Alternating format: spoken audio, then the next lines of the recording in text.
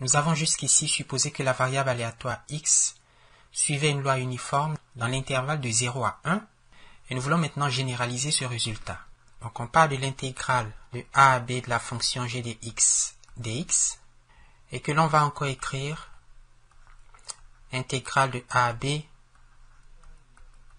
g de x multiplié par une fonction f de x et divisé par cette même fonction dx.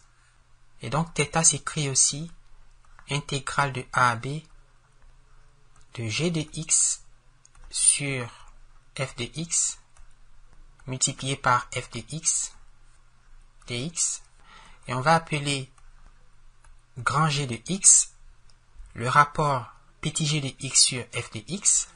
Donc θ égale intégrale de a à b grand G de x multiplié par f de x dx, où f de x est une fonction densité de probabilité, donc une f de p, sur l'intervalle de a à b. Et ce qui permet d'écrire l'intégrale θ comme l'espérance mathématique de la fonction g de grand x. De sorte qu'un estimateur de ce paramètre, l'estimateur de Monte-Carlo, θ chapeau MC, est simplement la moyenne arithmétique de n observations indépendantes et identiquement distribuées pour la fonction aléatoire g de x. On a g de x1 plus g de x2 plus g de xn, le tout divisé par n, ou si vous voulez la somme, quand il varie de 1 à n, de g de xi multiplié par 1 sur n pour faire la moyenne. Et on sait que l'espérance mathématique de cet estimateur est égale à l'intégrale de départ, donc à θ. Et dans ce sens, l'estimateur est donc sans biais. Et sa variance, c'est bien sûr la variance de g de x divisé par n. On va dire sigma carré sur n, où sigma carré est la variance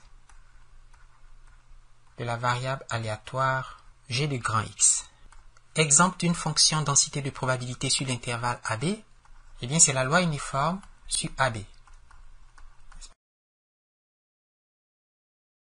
Donc pour des variables aléatoires grand X qui suivent une loi uniforme sur l'intervalle de A à B, on sait que la fonction densité pour de telles variables s'écrit 1 sur B moins A pour tout x élément de l'intervalle AB et 0 ailleurs, donc quand x n'est pas dans l'intervalle A à B. Alors, considérons l'intégrale de 0 à 1 de la fonction racine carrée de x exponentielle moins 3x dx.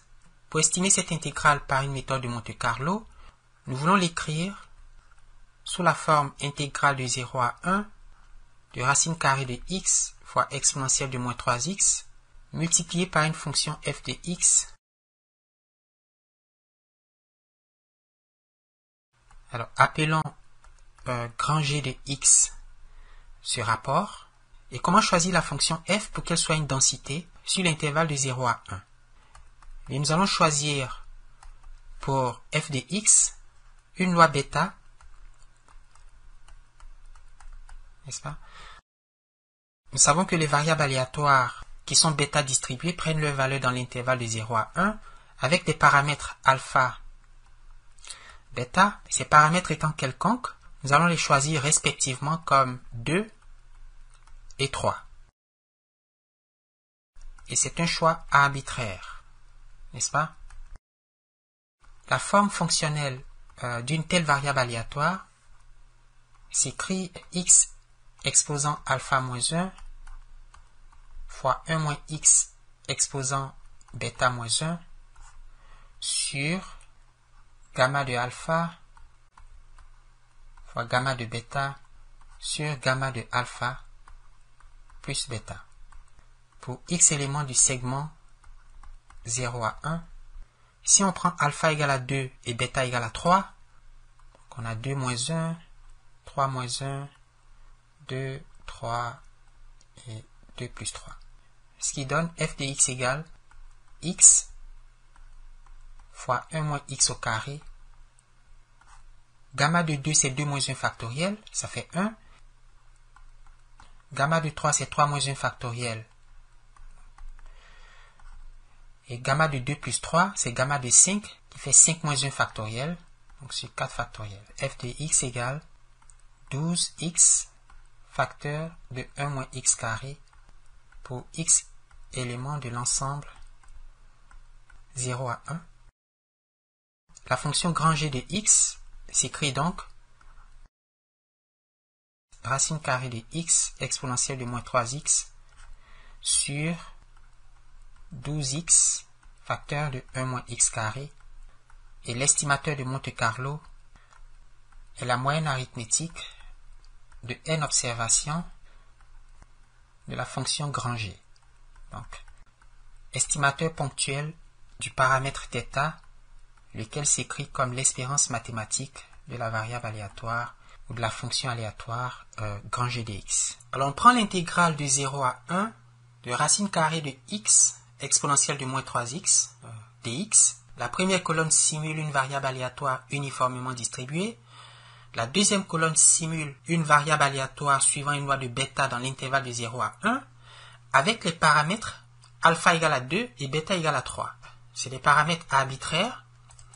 Et si vous regardez la formule qu'il faut proposer à Excel pour faire cette simulation, s'écrit la fonction bêta.inverse qui calcule les quantiques d'une loi bêta pour les paramètres alpha égale à 2, bêta égale à 3. Et donc pour chaque valeur de la première colonne, aléatoirement tirée de l'intervalle 0 à 1, on a une valeur x dans l'intervalle de 0 à 1 qui a une distribution bêta de paramètres 2 et 3. Et dans la troisième colonne, il faut évaluer la fonction bêta, la fonction densité de la loi bêta pour les paramètres 2 et 3. Et cela se fait au moyen de la fonction bêta.dist pour marquer qu'il ne s'agit pas de la fonction cumulative. On a marqué faux.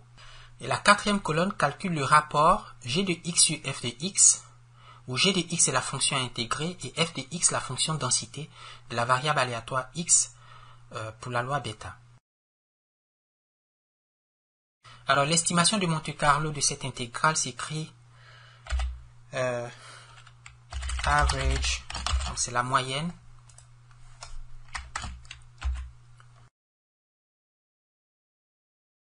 et cette intégrale vaut approximativement 0,148 ou 149.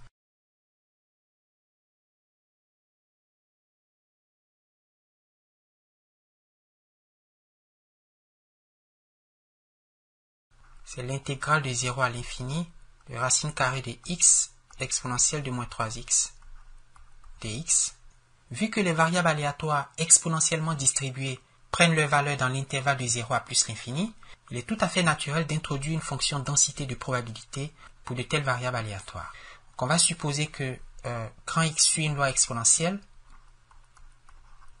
de paramètre lambda, et pour une telle variable aléatoire, nous savons que la fonction densité s'écrit lambda exponentielle de moins lambda x pour x éléments de l'intervalle de 0 à plus l'infini. Et par conséquent, θ peut s'écrire intégrale de 0 à l'infini de racine carrée de x exponentielle de moins 3x multiplié par lambda exponentielle de moins lambda x sur lambda exponentielle de moins lambda x dx, soit intégrale de 0 à l'infini de racine carrée de x exponentielle de moins 3x sur lambda exponentielle de moins lambda x fois lambda exponentielle de moins lambda x dx. Alors prenons lambda égale à 1. Donc, x suit une loi exponentielle de paramètre 1. Dans ce cas, θ s'écrit intégrale de 0 à l'infini de la racine carrée de x exponentielle de moins 3x sur exponentielle de moins x dx. Et la fonction g de x est le rapport racine de x exponentielle de moins 3x sur exponentielle de moins x. De sorte que θ s'écrit comme l'espérance mathématique de cette fonction de g de grand X. Et l'estimateur de Monte-Carlo pour ce paramètre est la moyenne arithmétique. Donc la somme de n valeurs indépendantes et identiquement distribuées. Pour cette intégrale, nous avons encore simulé une variable aléatoire uniformément distribuée sur l'intervalle de 0 à 1, ce qui nous a permis de simuler une variable aléatoire exponentiellement distribuée sur l'intervalle de 0 à plus l'infini, loi exponentielle de paramètres lambda égale à 1, et dont l'échantillonnage se fait au moyen de la formule moins logarithme de u divisé par lambda. Or, lambda vaut 1, on a donc simplement x égale à moins le logarithme de la valeur u uniformément distribuée sur l'intervalle de 0 à 1. Et on l'a fait combien de fois? Je crois 2000 ou 3000 fois.